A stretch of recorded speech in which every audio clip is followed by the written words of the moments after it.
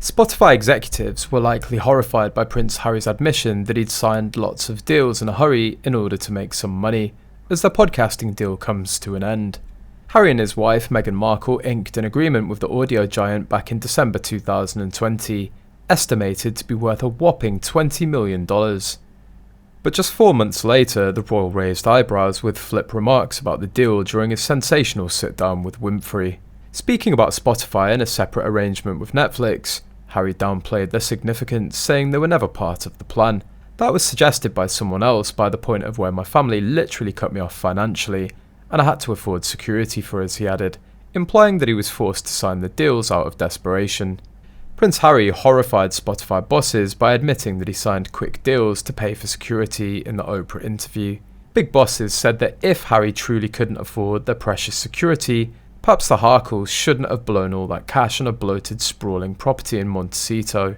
Remember in the cut interview when Meghan told Alison P. Davis that they saw only the exterior of the house and decided they just had to buy it? Of course, neither thicko stopped to think whether they could afford it or not. Also hilarious that Meghan admitted she cared more about the exterior of the house to even check the interior, since narcissists put emphasis on what people can see on the outside, since they're empty on the inside. That house is an anchor around their neck. Never mind the huge mortgage, just the maintenance, upkeep and groundskeeping alone for a building and property that size is probably $700,000. They can't even keep up with their own basic grooming. Pretty certain they haven't been doing necessary maintenance, so it's deteriorating and they won't be able to sell it except at fire sale price. Owned or rented, they no doubt are spending more than they can afford on that albatross of a property.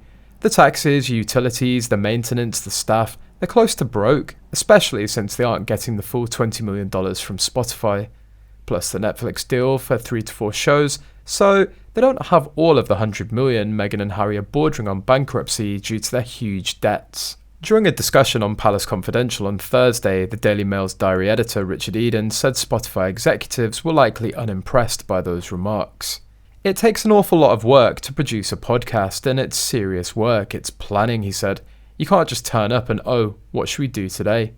He added, that's shown by, I had to listen to these podcasts for the programme, so frankly, I'm not surprised it's coming to an end.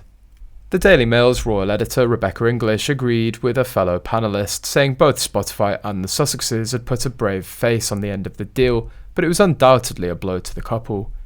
She said, what it gets to the heart of is what it is they can sell. English added that although the Sussexes likely wanted to make worthy programmes championing causes they care about, streaming giants are more interested in what it's like to be a member of the royal family. I think anyone, even their biggest supporters, will admit that people are not given multi-million-pound deals with no track record in the industry on the basis they're going to produce some incredibly worthy programming over a number of years, she continued. The Sussexes' next move appears uncertain.